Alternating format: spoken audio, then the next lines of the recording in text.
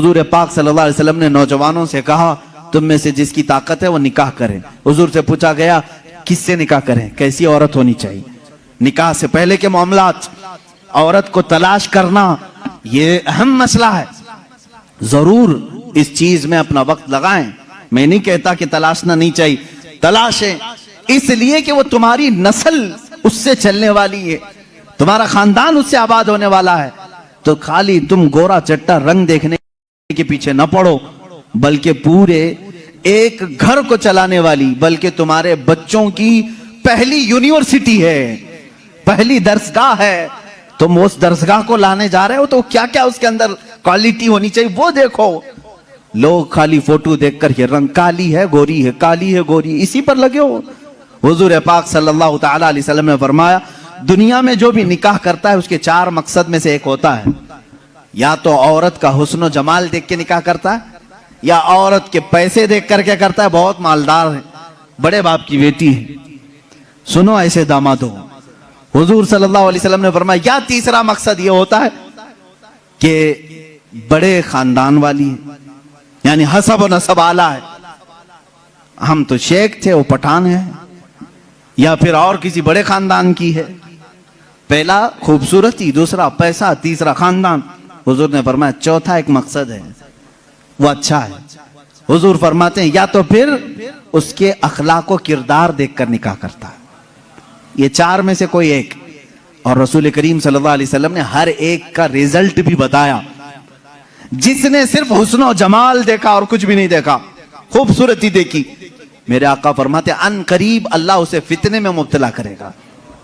فتنے میں مبتلا کیا, وہ خود اپنی بیوی پر شک کرنے لگ جائے گا چند دنوں کے بعد. خوبصورت ہے, پتہ نہیں کون دیکھ رہا ہے میری بیوی کو, ادھر سے چھپاؤ ادھر سے چھپاؤ, اور اگر وہ کہیں نکل گئی تو شک کرنے لگ جائے گا کس سے بات کر کے آئی, کس سے تیرا تعلق ہے, پوری زندگی جہنم بنا کے رکھے گا, فتنوں میں مبتلا ہو جائے گا. میں یہ نہیں کہہ رہا کہ خوبصورت لڑکی سے شادی نہیں کرنا چاہیے, کرو, لیکن اس کے ساتھ جو دیکھنے کا حکم ہے وہ بھی دیکھو. خوبصورت عورتیں, خوبصورت لڑکیاں تمہارے لیے نقصان دہ نہیں, اچھی ہیں, لیکن اس کے ساتھ جو دیکھنے کا حکم ہے وہ دیکھنا ضروری.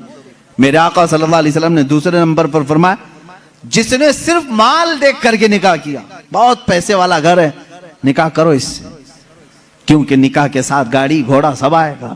حضور پاک صلی اللہ علیہ وسلم فرماتے ہیں ان قریب اللہ اسے فقیر بنا دے گا, اسے محتاج بنا دے گا. ایسے دامادوں کو دیکھا ہے ہم نے, ہر ایک سے قرضے لیتے رہتے ہیں. ہاں سسر سے تو ملا ہی تھا لیکن برکت کچھ نہیں ہوئی, پھر اس سے 4 اس سے 4 اس سے 4 قرضے میں ہی ڈوبا ہے, اور یہ قرض کی لعنت اس کی ختم نہیں ہوتی.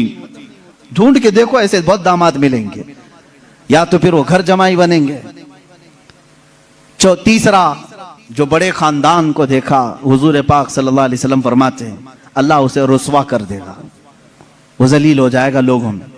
ہاں جس نے اخلاق و کردار دیکھا, عورت کے اچھے اخلاق و کردار, اس کی دینداری دیکھا, حضور فرماتے ہیں اللہ اسے دنیا میں بھی برکت دے گا, آخرت میں بھی برکت دے گا. اب اس کے ساتھ پلس کیا ہے, نمبر 1 تم نے دین دیکھا, اخلاق و کردار دیکھا, اس کے ساتھ حسن و جمال بھی مل گیا تو بونس ہے تمہارے لیے, ساتھ میں مالدار بھی ملی تو بھی پلس پوائنٹ ہے, بڑے خاندان والی بھی ملی تو اور اچھا ہے, سونے پہ سہاگا ہے. ہاں لیکن نمبر 1 سب سے پہلی چیز اس کی دینداری. تمہارے گھر کی عورتوں کو جب بھیجو کسی لڑکی کو دیکھنے کے لیے, سکھا کر کے بھیجو. جاتے ہی یہ نہ پوچھیں کیا کیا پکانا آتا ہے, کیا کیا سلنا آتا ہے, ایمبرائڈری آتی ہے کہ نہیں آتی ہے, یہ نہیں. سب سے پہلا سوال کرو کہ قرآن کتنا پڑھا ہے, قرآن پاک تجوید کے ساتھ جانتی ہے نہیں. پہلا سوال کرو اپنی بہوؤں سے. ان ساسوں کے لیے میں کہہ رہا ہوں, کڑھائی لکھائی اور سلائی یہ پوچھنا بعد کی بات ہے, پہلی چیز اس کا دین پوچھو. اور اس کے بعد میرے عزیزو, ہم سب کے لیے سب سے پہلا سوال یہ ہے, اس خاتون سے یہ پوچھو کہ اہل سنت و جماعت سے کیا تعلق ہے. عورتوں کی طرف سے مرد کے گھر جائیں تو بھی یہ سوال ہو, اس لیے کہ یہ عشق مصطفیٰ کی جڑ ہے, اور جہاں جڑ خراب ہو تو پھل نہیں آ سکتے. یہ سب سے پہلا سوال ہے کہ اس کے گھر میں دین مصطفیٰ کتنا ہے، عشق مصطفیٰ کتنا ہے. یہ سب سے پہلی چیز. اب یاد رکھنا، جس خاتون کو اس سوال کے ساتھ تم لائے ہو اس کی زندگی پوری اللہ رب العزت کی ذمہ کرم پر ہے. پھر اولاد اللہ کے ذمہ کرم پر ہیں.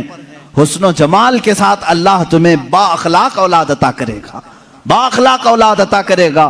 لیکن یہ طریقہ شادیوں کا اس طرح سے رکھو.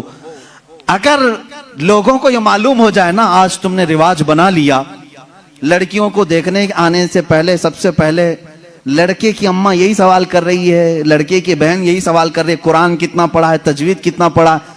2-4 گھروں میں یہ ہونے لگ جائے تو دیکھو لڑکیوں کو سب سے پہلے اب قرآن پڑھانا شروع کر دیں. کیوں؟ سب کو معلوم ہے نہیں پڑھائیں گے شادی نہیں ہوگی. آج یہ ایمبرائڈری کیوں کرا رہی ہیں؟ اس لیے کہ سوال تم پہلے یہی کر رہے ہو. سلائی آتی ہے کہ نہیں؟ سب لڑکیاں سلائی کلاس میں کیوں جا رہی؟ دیکھنے والے آ کر کے یہی پوچھ رہے ہیں سلائی کتنی آتی، پکائی کتنی آتی. انڈونیشیا کا ماحول میں نے دیکھا. انڈونیشیا کے ہمارے بہت سارے دوست ہیں. سب سے زیادہ میرے خیال سے حج پہ آنے والے انڈونیشیا کے لوگ. کیوں جانتے ہیں؟ وہاں جو بھی لڑکی دیکھنے کے لیے جاتے ہیں یا لڑکے کو لڑکی والے دیکھنے آتے ہیں، پہلا سوال کرتے ہیں حج کیا ہے کہ نہیں. حج کیا ہے تو باپ اپنی بیٹی دیتا ہے، حاجی کو دے رہا ہوں. اور اسی طرح لڑکا بھی فخر کرتا ہے. میرے تقریباً 100 سے زیادہ انڈونیشی دوست ہوں، سب کی عورتیں حجن ہیں اور وہ خود حاجی ہیں. کہتے ہیں ہمارے یہاں شادی سے پہلے حج کرا دیتے ہیں، اس لیے کہ اسی بیس پر شادی ہوتی. یہ کتنے اچھی چیز ہے کہ دین کا سوال ہو رہا ہے، دین پوچھا جا رہا ہے. ہاں یہ تو تم نے لڑکیوں سے جا کر کے گھروں میں پوچھا کڑھائی آتی ہے، سلائی آتی ہے، پکائی آتی ہے. اور یہی سوال لڑکی کے گھر والے جب لڑکے پر کے پاس آتے ہیں کیا کرتے ہیں؟ کون سی آفس میں کام کر رہا ہے، پرماننٹ جاب ہے کہ پرائیویٹ جاب ہے، کیسی جاب ہے، یہ سب سوالات تو ہے ہی. لیکن دھیمے دھیمے پراپرٹی بھی پوچھتے ہیں کہاں کہاں ہے، کتنی جائیداد ہے.